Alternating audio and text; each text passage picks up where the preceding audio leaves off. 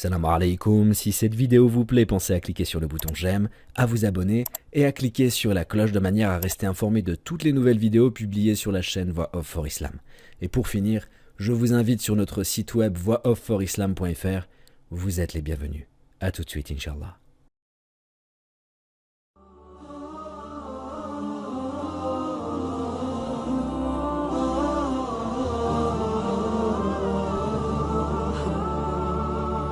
يسعد فؤادي كلما ذكر الحبيب ترنما ذاك الذي رب العلا صلى عليه وسلم نبي رب العالمين الصادق الهادي الأمين الطاهر الدمث الذي للحق صار معلما للحق صار معلما ذاك الذي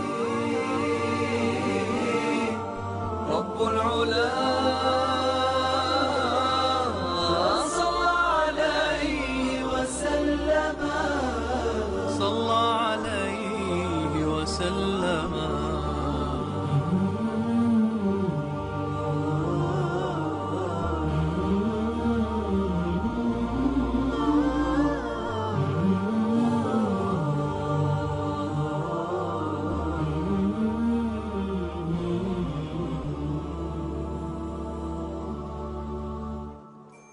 Après que le message fut révélé au prophète, miséricorde et salut d'Allah sur lui, il commença à proposer l'islam à ses proches.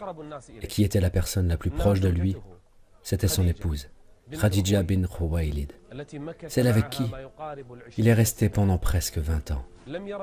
Il ne connut rien de nuisible venant de sa part. Il l'aimait beaucoup. Dès qu'il lui proposa l'islam, elle se convertit. Elle adopta la religion immédiatement et elle devint la moitié de l'islam. Une moitié était Mohammed, miséricorde et salut d'Allah sur lui, et l'autre moitié était son épouse Khadija. Quand le prophète subissait le mal de Quraysh, elle lui recommandait de patienter. Elle lui recommandait de patienter et elle le réconfortait. Qui était-elle? Il s'agissait de Khadija bin Khuwaylid. Elle fut cette femme honorable, issue d'une famille noble, qui sacrifia sa richesse pour cette religion, qui sacrifia son temps, sa vie et tout ce qu'elle possédait pour le messager d'Allah, miséricorde et salut d'Allah sur lui, ainsi que sur sa famille. Quand il lui proposa l'islam, elle l'adopta. Elle encourageait le prophète à être endurant et le réconfortait quand il subissait le mal des mécréants de Quraysh. Le prophète, miséricorde et salut d'Allah sur lui ainsi que sur sa famille, se sentait bien avec cette femme. Il était tellement attaché à Khadija qu'Allah l'agréait qu'il ne l'oublia jamais durant toute sa vie. Il n'oublia pas Khadija, qui fut la première à le soutenir, et ce, jusqu'au dernier jour de sa vie. Son épouse Aïcha, qu'il épousa par la suite et avec laquelle il demeura jusqu'à sa mort. Son épouse Aïcha disait que le messager d'Allah n'oubliait jamais Khadija. Et c'est parce qu'elle lui a apporté un soutien que les hommes auraient probablement été incapables d'apporter.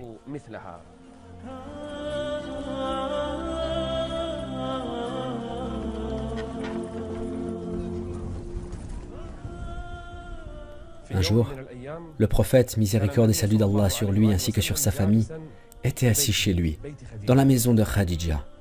Jibril, paix sur lui, vint le voir et lui dit: « Oh Mohammed, voici Khadija qui arrive, elle va rentrer.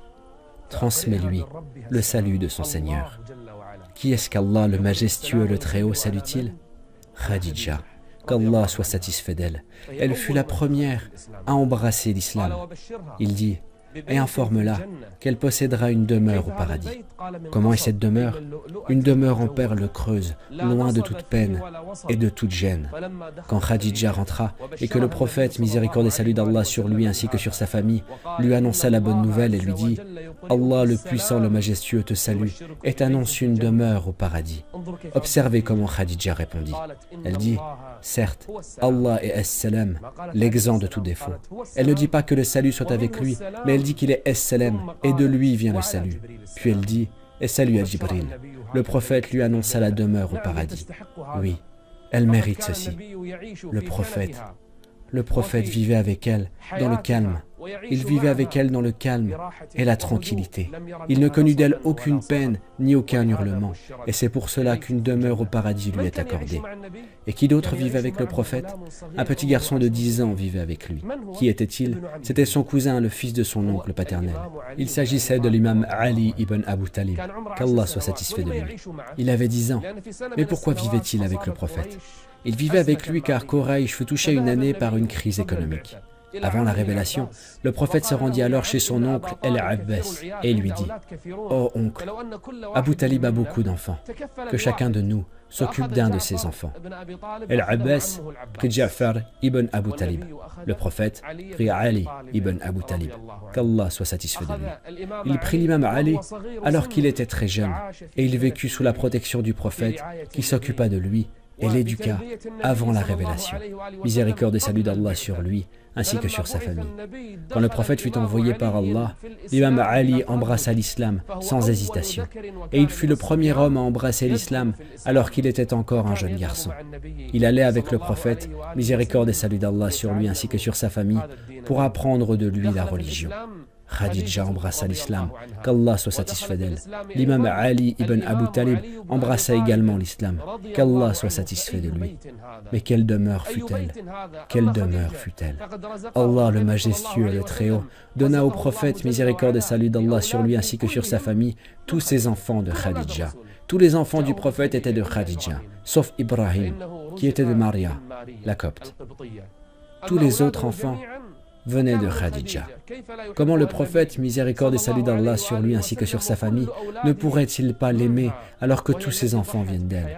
Elle sacrifia sa vie et ses biens pour le prophète et pour cette religion. À ce moment, il n'y avait que 3 personnes dans l'islam.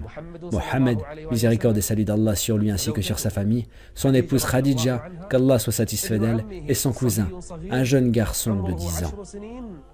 Cela, dans une seule maison, représentait tout l'islam. L'islam en 3 tiers. Un tiers était Khadija et un tiers était l'imam Ali ibn Abu Talib. Qu'Allah soit satisfait de lui.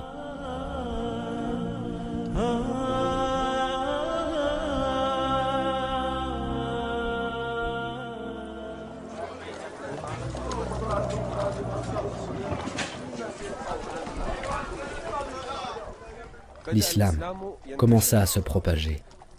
Zaïd ibn Haritha, un serviteur dans la demeure du prophète, miséricorde et salut d'Allah sur lui ainsi que sur sa famille, était aimé du prophète. Et dès que le prophète lui présenta l'islam, il embrassa la religion d'Allah, le majestueux, le Très-Haut. Le prophète prêchait alors à l'extérieur de la maison. Et la première personne avec qui il commença était son ami, son compagnon. Il s'agit d'Abu Bakr es-Siddiq. Et si on l'appela es-Siddiq, c'est parce qu'il attestait en permanence de la véracité des propos du messager d'Allah. Et la première fois qu'il lui a présenté l'islam, le prophète dit « Tous les gens ont eu une hésitation, sauf Abu Bakr, qu'Allah l'agrée. » À l'instant où le prophète lui présenta l'islam, il se convertit, sans poser de questions, sans hésitation. Et ce, car même avant l'islam, Abu Bakr ne s'était jamais prosterné devant une idole. Il s'est même interdit l'alcool. Il était véridique, digne de confiance et généreux. Tous les mécréants de Quraysh le connaissaient pour sa confiance, son honnêteté et sa chasteté. Jamais il ne s'approcha d'une turpitude. Il ne commit jamais d'actes relevant de l'immoralité. Il fréquenta le prophète, miséricorde et salut d'Allah sur lui ainsi que sur sa famille, pendant des décennies. Quand il lui présenta l'islam, il l'embrassa immédiatement. Il fut parmi les meilleurs hommes de l'islam. Et dès qu'Abu Bakr se convertit, il commença à appeler les gens à Allah, le majestueux, le Très-Haut, autour de lui. Il fut la cause de la conversion de Ousmane ibn Affan, la conversion de Zul Nurayn, donc Ousmane, pèsera dans la balance de qui? Dans la balance d'Abu Bakr. Il amena Zubayr ibn al-Awwam, le disciple du messager d'Allah. Sa reconversion pèsera dans la balance de qui? Dans la balance d'Abu Bakr. Il amena Abdurrahman ibn Auf, il amena Talha ibn Ubayn Allah, il amena Sa'ad ibn Abu Waqqas. Ces 5 furent tous promis au paradis. Ils font partie des 10 qui sont promis au paradis. Qui leur prêcha l'islam? Il s'agit du 6e des 6 personnes déjà promises au paradis. Allah, le puissant, le majestueux, dit: ومن أحسن قولا ممن دعا إلى الله. Parmi eux se trouve Abu Bakr et Siddiq. Dès qu'il se convertit, il en emmena 5 autres. À tous leur fut promis le paradis. Quel homme! Quand il parlait, il proférait de bonnes paroles et les gens étaient attentifs à son raisonnement. L'islam commença à se propager petit à petit à la Mecque. Le Seigneur, le puissant, le majestueux les appela, ceux qui ont devancé, les premiers parmi les émigrés. Ceux-là jouissent d'un grand privilège et ce sont eux dont Allah est satisfait. Ainsi, l'islam commença à se propager discrètement chez les proches, sans que les gens de la Mecque ne s'en rendent compte.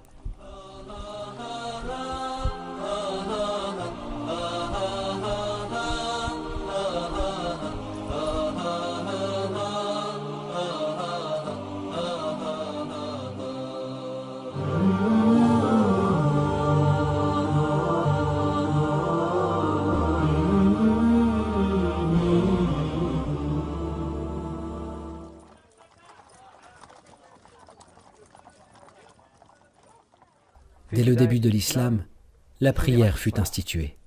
Mais comment le prophète l'a apprise? Miséricorde et salut d'Allah sur lui. Il sortit avec Jibril, le maître des prophètes, avec le maître des anges, sortirent vers le haut de la Mecque. Et quand ils se retrouvèrent seuls, Jibril frappa le sol de son aile et une source d'eau jaillit. Jibril commença à faire les ablutions. Le prophète, miséricorde et salut d'Allah sur lui, l'observait et il apprenait à faire les ablutions. Quand Jibril termina, notre messager, miséricorde et salut d'Allah sur lui, fit ses ablutions pour la première fois. Il apprit à faire ses ablutions de Jibril, paix sur lui. Quand il termina, Jibril se leva pour prier. Et notre prophète, miséricorde et salut d'Allah sur lui ainsi que sur sa famille, pria de la même manière que Jibril, paix sur lui. Les deux prièrent. Le prophète apprit à faire les ablutions et la prière, puis il revint chez Khadija. Il s'assit auprès d'elle et il lui enseigna les ablutions. Elle fit les ablutions de la même manière que lui. Il lui enseigna la prière et elle pria comme lui. Qu'Allah soit satisfait d'elle. Elle fut la première à apprendre les ablutions et la prière du messager d'Allah. Miséricorde et salut d'Allah sur lui. Mais la prière n'était pas semblable à notre prière d'aujourd'hui. Toutes les prières se composaient de 2 unités. Il n'y avait pas de prière avec 3 ou 4 unités. Toutes les prières étaient composées de 2 unités. Puis 2 unités furent ajoutées par la suite pour les situations normales et on conserva 2 unités pour le voyage. Après que le prophète, miséricorde et salut d'Allah sur lui, apprit et enseigna à ses compagnons la manière de faire les ablutions et la prière, vint le moment de l'apprentissage des horaires. Quand prit-on cette prière et quand prit-on celle-ci? De nouveau, Jibril, paix sur lui, sortit avec le prophète. Il pria avec le prophète la prière de Dhuhr, quand le soleil commença à s'incliner vers l'ouest. À l'heure la plus chaude de la journée, il pria la prière de Dhuhr. Puis, quand l'ombre de chaque chose devint équivalent à la taille de cette chose, il pria avec le prophète la prière du Asr. Quand le soleil se coucha, il pria avec lui la prière du Maghrib. Quand la couleur rougeâtre du soleil disparut du ciel, il pria avec lui la prière du Aïcha. Quand l'aube se leva, il pria avec lui la prière du Fajr. Le jour suivant, Jibril pria avec le prophète le Dhuhr quand l'ombre de chaque chose devint équivalent en taille à cette chose, c'est-à-dire au moment où il avait prié la prière du Asr la veille. Puis, ils accomplirent la prière du Asr quand l'ombre de chaque chose devint l'équivalent en taille à 2 fois cette chose. Puis, ils prièrent la prière du Maghrib à la même horaire que la veille. Ils accomplirent la prière du Aïcha à la fin du premier tiers de la nuit. Puis, ils prièrent le Fajr quand il fit jour, mais avant le lever du soleil. Puis, Jibril lui dit, « Oh Mohammed, la prière et ses horaires sont entre ces 2 temps, c'est-à-dire entre l'horaire du premier jour et l'horaire du 2e jour. » Ainsi, Jibril enseigna au prophète, miséricorde et salut d'Allah sur lui, les ablutions, puis la manière d'accomplir la prière, et enfin, il lui apprit les horaires de toutes les prières. Comme Allah le Très-Haut dit,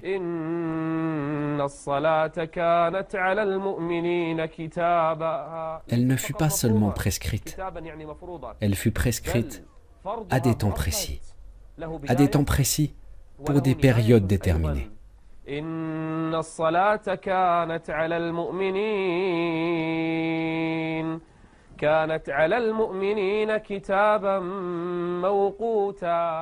Son accomplissement est soumis à un temps limité. Et c'est ainsi que l'islam commença à instaurer la prière. Les compagnons apprirent dès le début les ablutions, la prière et ses horaires. Le prophète incitait ses compagnons, qu'Allah les agréait, en disant « Priez comme vous m'avez vu prier, priez comme vous m'avez vu prier ».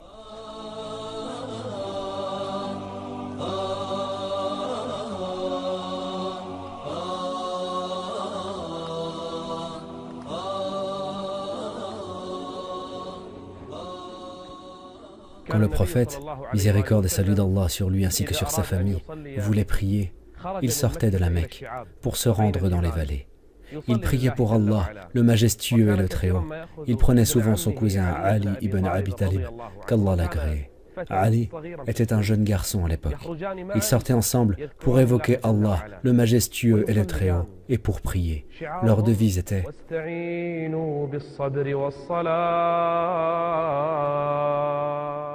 Cette prière les aidera à surmonter les difficultés qu'ils rencontreront dans l'appel à Allah, le majestueux et le Très-Haut.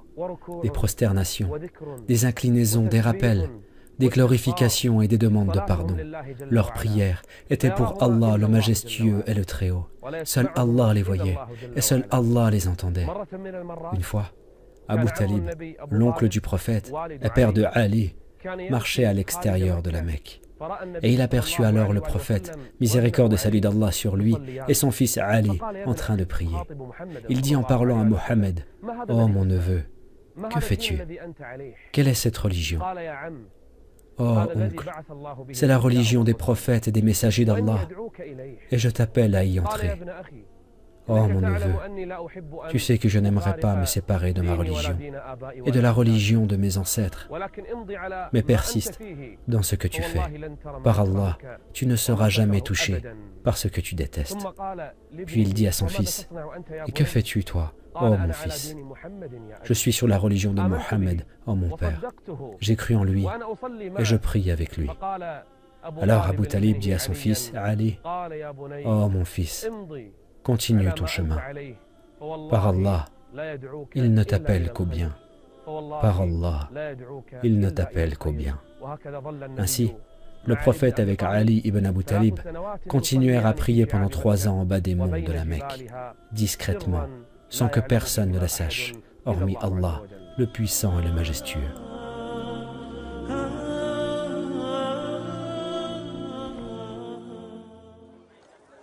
Après les 3 années durant lesquelles le prophète appelait discrètement à l'islam des individus de la Mecque, une nouvelle étape commença, le prêche public.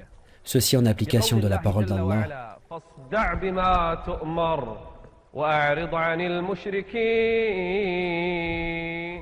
L'ordre du Seigneur, le puissant, le majestueux fut, et avertit les gens qui te sont les plus proches. Il appela sa tribu et ses proches parmi les fils de Hashim et les fils de Abd al-Muttalib ibn Abd al-Manaf. Ils étaient 45 hommes, ses oncles, ses cousins. Il s'assit avec eux pour les avertir. Miséricorde et salut d'Allah sur lui. Mais avant de commencer, son oncle Abu Lahab prit la parole. Abu Lahab était un homme grossier. Il dit, « Oh Mohammed, ceux-là sont tes oncles et tes cousins. Éloigne-toi de l'apostasie. Que peut faire ta tribu pour affronter tout le reste des Arabes? Que ferait-il? » Puis il dit, « Oh Mohammed, je n'ai jamais connu d'homme ayant commis à l'égard de ses frères pire que ce que tu as fait. » Puis il continua à critiquer sévèrement le prophète et sa religion, alors que le prophète restait silencieux, miséricorde et salut d'Allah sur lui. Quand Abu Lahab termina, le prophète ne répondit pas. Il se leva et quitta la réunion. Puis il les réunit une autre fois, mais il parla avant que quelqu'un ne commence. Il commença par louer Allah et prononça le témoignage de foi, la shahada. Puis il dit, « Oh mon peuple », faisant allusion à sa tribu, ses proches, ses oncles et ses cousins. « Par Allah, nulle de divinité si ce n'est lui. Allah m'a envoyé à vous particulièrement et aux gens de manière générale. Vous mourrez comme vous vous endormez et vous serez ressuscités comme vous vous réveillez. Ensuite, il y aura soit le paradis éternel, soit l'enfer éternel. » Abu Talib parla alors, « Oh mon neveu, par Allah, je suis celui parmi les gens qui aiment le plus ce que tu dis. Poursuis ce qui t'a été ordonné. Continue ta mission. Par Allah, nous te protégerons tant que nous serons vivants. Si je pouvais me séparer de la religion de Abd al-Muttalib, je t'aurais suivi. Ce qui veut dire, je suis la religion de Abd al-Muttalib. Mais nous te protégerons du mal des gens et nous les protégerons de toi. Abu Lahab intervint alors après que son visage ait changé. Par Allah, c'est une grossièreté. Par Allah, c'est une grossièreté. Occupez-vous de lui avant qu'il s'occupe d'autres personnes que vous. Abu Talib reprit alors. Par Allah, nous te protégerons. Nous te protégerons de lui tant que nous serons vivants. C'est alors qu'Abu Talib éleva sa voix contre Abu Lahab et Abu Lahab éleva de même sa voix contre Abu Talib. Et la réunion se termina. Le prophète sut que son oncle, Abu Talib, allait le soutenir dans son appel. Le prophète s'en alla pour appeler publiquement les gens à Allah, le majestueux et le Très-Haut.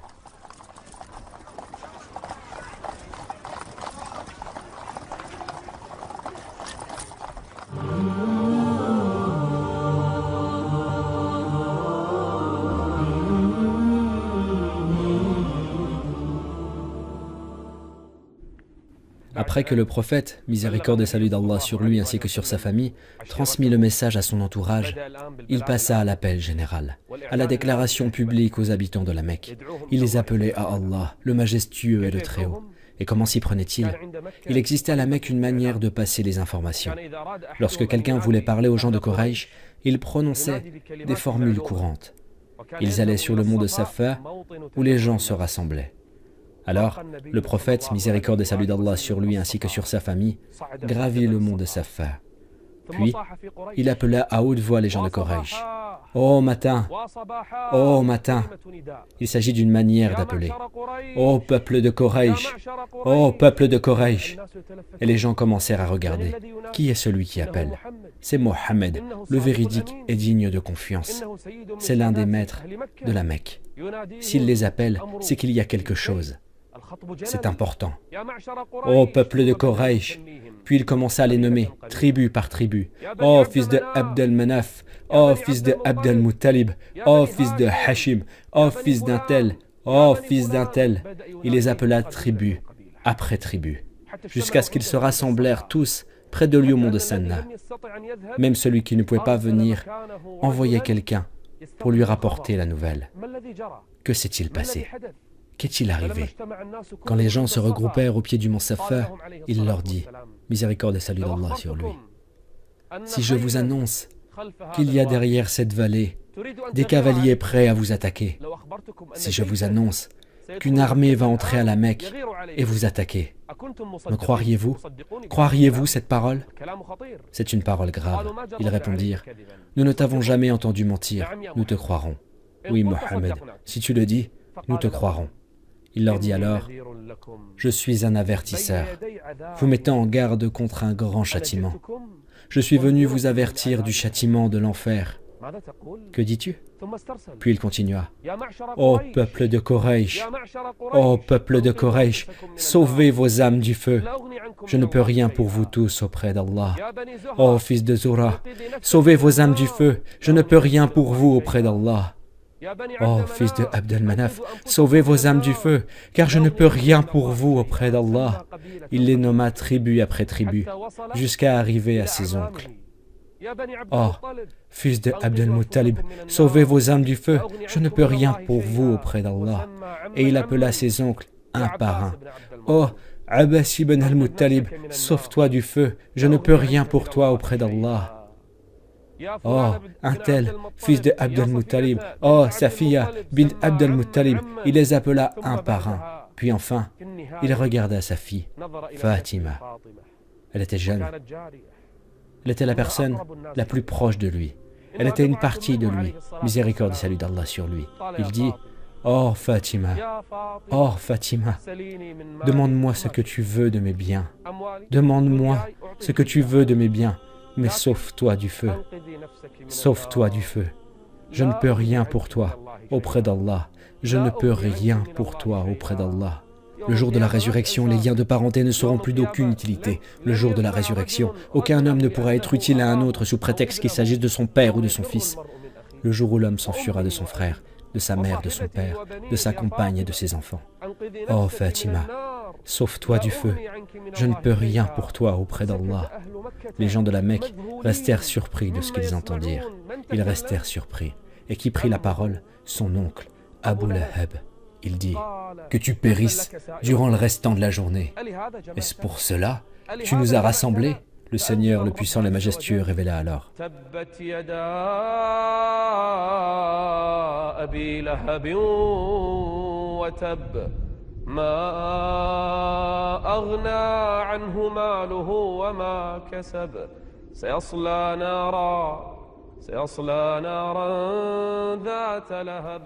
C'est-à-dire que suite à sa parole, il sera brûlé dans un feu rempli de flammes. Et là, l'annonce générale commença. Le prophète, miséricorde et salut d'Allah sur lui ainsi que sur sa famille, commença à appeler à Allah, à prier devant les gens et à appeler en public. Il ne craignait pas les critiques. Quand c'était pour Allah, sa voix était « Voici ma voix, j'appelle les gens à la religion d'Allah, moi et ceux qui me suivent, nous basant sur des preuves évidentes. Gloire à Allah. Et je ne suis point du nombre des associateurs. »